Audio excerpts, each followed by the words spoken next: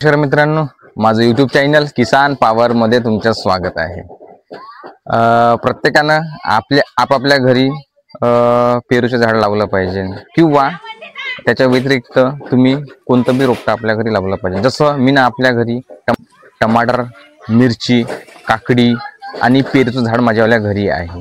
याच्यामुळे काय होते, आपल्याला बाजारातून मार्केटमधून घ्यायची गरज नाही पडत। हे कसं आहे, आपल्या घरच्या घरी फ्रेश सगळा भाजीपाला किंवा जो फ्रेश फ्रूट आहे आपल्याला मिळते। तर मित्रांनो, आज आपण मी माझ्या घरी 15 वर्षाच्या अगोदर पेरूचं झाड लावलं होतं। तर आज मी बघितलं की आपल्या घरचे पेरू हे पिकलेले आहे। तर आपण आज तोडून घेऊया। बघूया, पूर्ण पिकलेला आहे।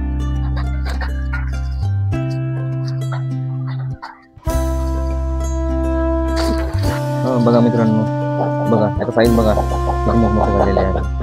माझं तर हेच म्हणणं आहे की सगळ्यांना पेरूच नाही तर कोणत्याही वन आपल्या पर्यावरणाला पण मदत होते आणि आपल्या घरी पण खाली होऊन जाते।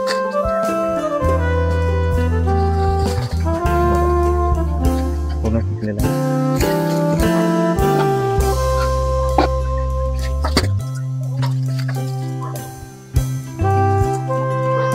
बघा मित्रांनो, पेरूचा साईज बघा,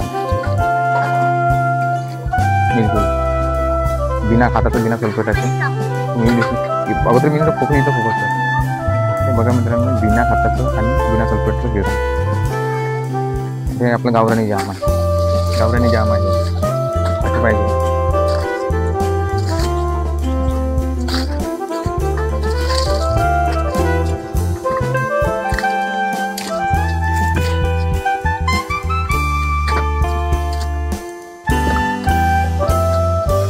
मित्रांनो, बरोबर पाहा लागते। जर आपण वेळेवर तोडलं नाही तर ते खराब पण होऊ शकते। बघा आता हे कसं आहे, खालतं होतं 3 याच्यावर।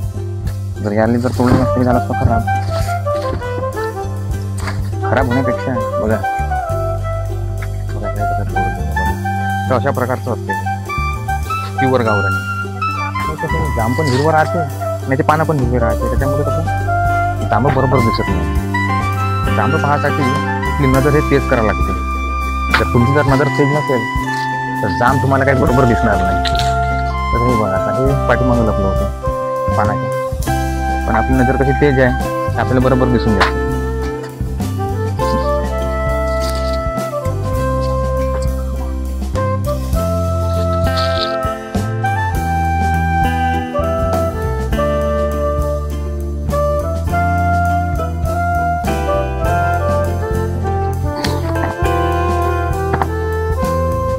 मित्रांनो, मी घरी लावलं होतं पेरूचं झाड, काकडीचं झाड आणि टमाटरचं झाड लावलं होतं। तर मी हे आज तोडले। तर बघा मित्रांनो, तुमच्या समोर आहे हे बघा, एवढे मोठमोठे जांभूळ झालेले आहे। तर हे जर तुम्ही आपल्या घरी लावलं, माझं म्हणणं हेच आहे का तुम्ही आपल्या घरी पेरूचंच नाही तर दुसऱ्या बी प्रकारचं झाड लावू शकता।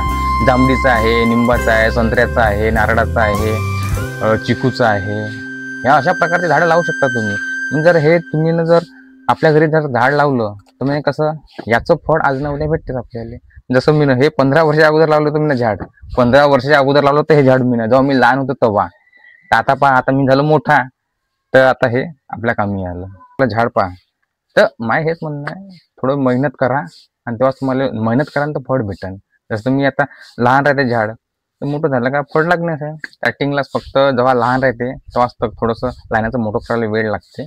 त्याचं कोणतेही रोपट्याचं संगोपन व्यवस्थित जर केलं तर आपलं झाड नक्कीच मोठं होईल आणि आपल्याला फळं देईल। तुम्ही पण आपल्याला घरी कोणत्याही फ्रूटचं झाड लावू शकता आणि लावा नक्कीच।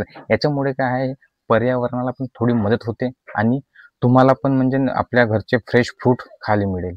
दिवाळीमध्ये मिठाई न खाता जर तुम्ही एक जरी फ्रूट खाल्लं तर हे तुमच्या स्वास्थ्याला सर्वात बेस्ट। मिठाई खाण्यापेक्षा तुम्ही एक पेरू खा किंवा पेरूच नाही, सफरचंद खा, पेरू खा, चिकू खा।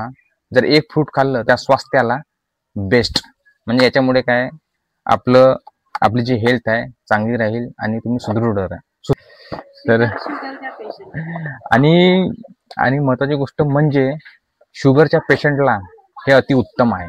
तर त्यांनी जर शुगरच्या पेशंटनं जर अंशापोटी जर एक जरी पेरू खाल्ला तर त्याचं शुगर कंट्रोलमध्ये येईल.